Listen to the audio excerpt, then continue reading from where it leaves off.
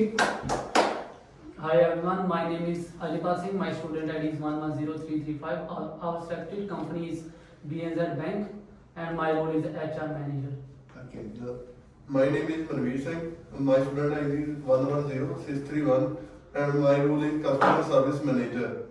Hi, my name is Japtesh Singh. My ID is 112218. My role is the operation manager.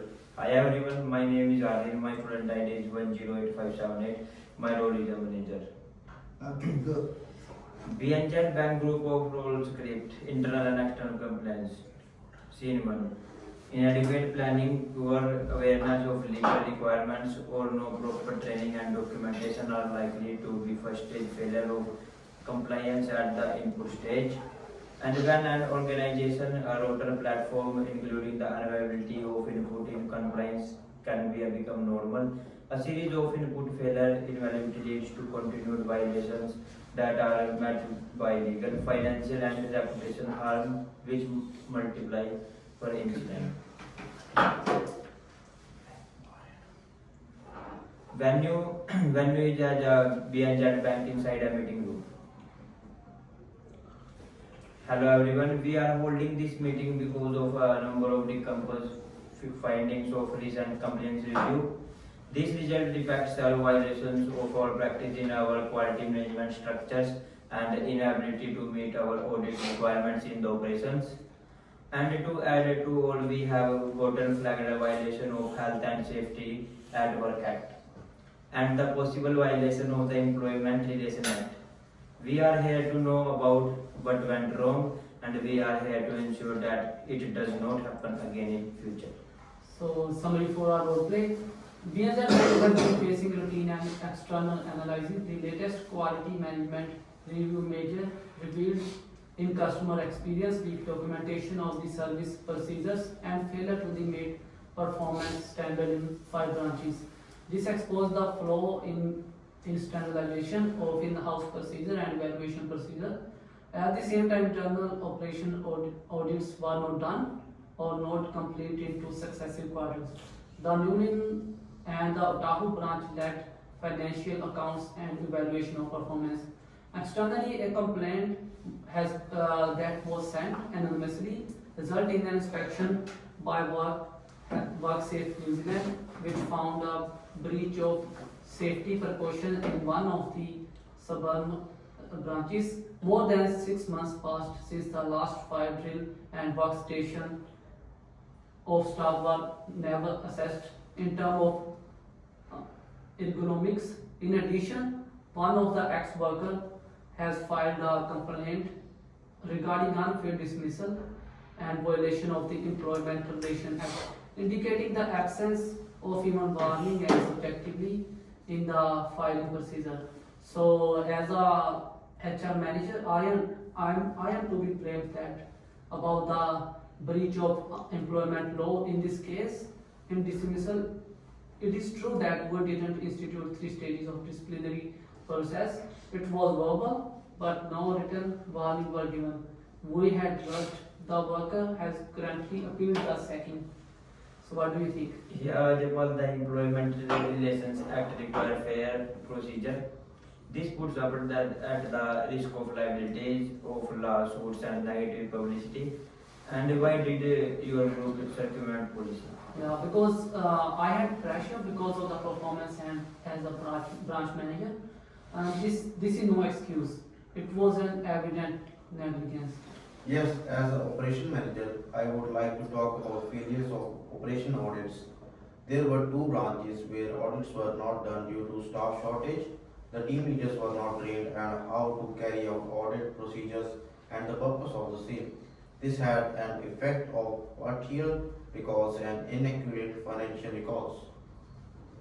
It is a system breakdown in control of your department's audit can be negotiated. Yeah. As a customer service manager, the quality management issue need to be handled by me. Rating on customer satisfaction report indicated and that there were unresolved customer complaints. Employees were not handling customers uniformly. In addition, process documentation was also not consistent. Monitoring was not done regularly. This impacts on our service image. The quality management must be a priority and not what comes later. Yeah, to top of the outside matters, we did not carry out the quarterly safety drills and missed to procedure the risk assessments. WorkSafe NZ has put a written warning. They can sue us in case of recurring non-compliance findings. Yeah, these are operating license. It is possible to avoid these problems. We must act and have clear responsibilities in the future. Now we introduce negative consequences. The consequences of breaching the employment law may cause significant legal and image damage a business. Regulatory authorities such as WorkSafe New Zealand can provide written advice on improvement notice or enforcement actions in the event of non-compliance, particularly with regard to health and safety of employee for the treatments. When an employee posts a formal complaint or takes his or her experience to the public, this may lead to the unfavorable reports, thus spoiling the image of the company. This may lead to demotivation of employee, low service, and the development of particular working climate. And unmotivated employees are not as efficient and are likely to turn over, costing money in the training. Moreover, the financial integrity of the business may be dangerous because of poor compliance.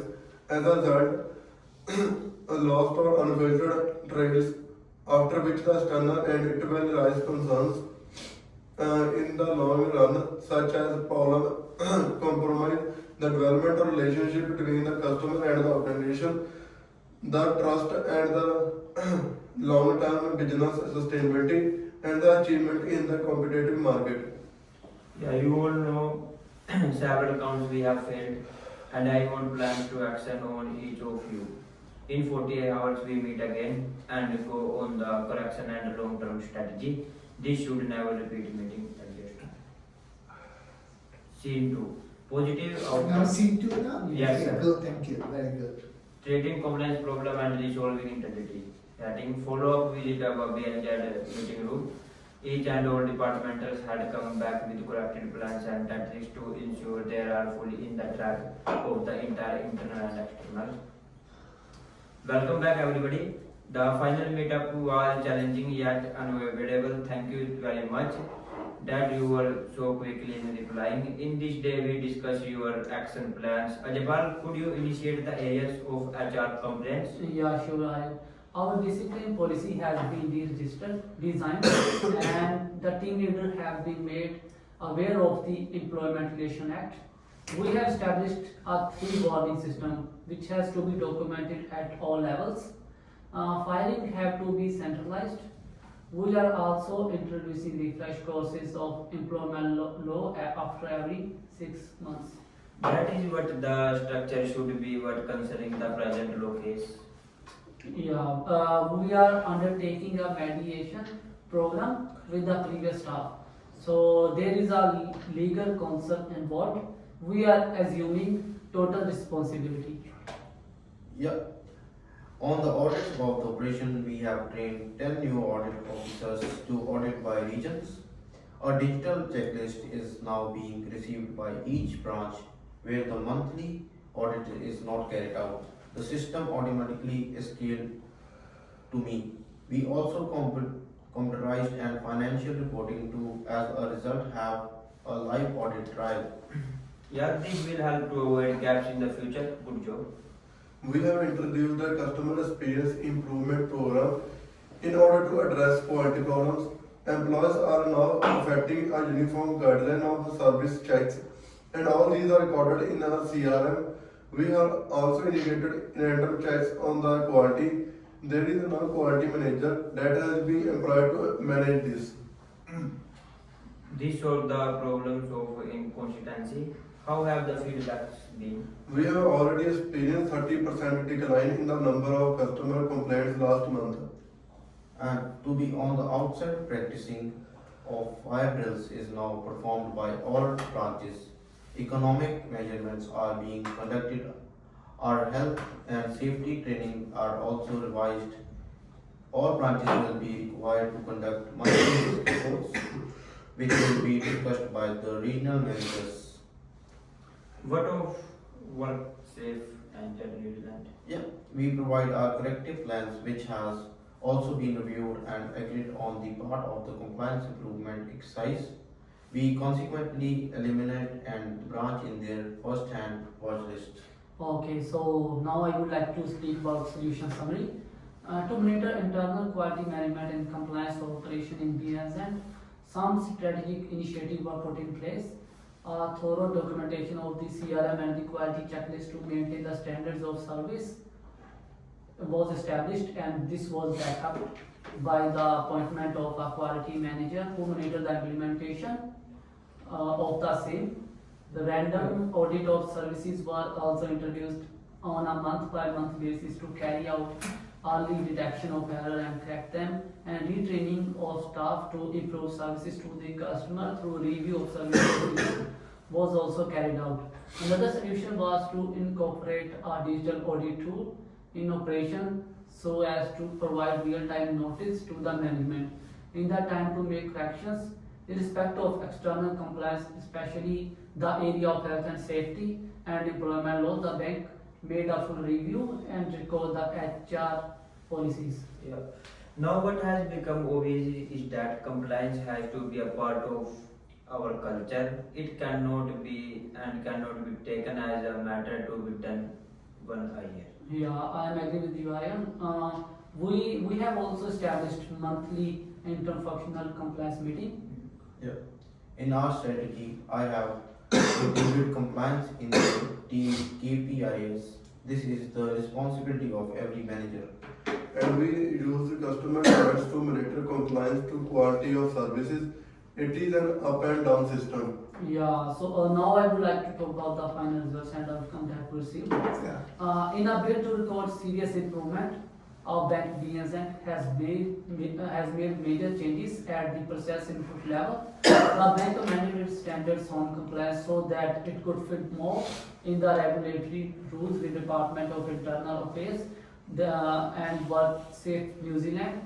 Better training plans were initiated to increase the level of comprehension and commitment on the part of the employees, which created a morale and a sense of motivation among the various teams. So another way the BNZ was able to improve the quality of its services was through enhancing its customer feedback mechanism so that complaints are gathered faster and more effectively in order to deal with them immediately. Furthermore, there was a change of operation to be able to prepare better on audits in order to be able to complete them in time and achieve positive results within the months. So these reinforced contribution were great foundation to enhance the overall performance, minimize legal and reputational risk, and instill the culture of voluntary compliance. This was strategic situation in the input level, which significantly contributed to the operational excellence and good stakeholder recognition of BNZ. Yeah, so finally, solution is in the first place.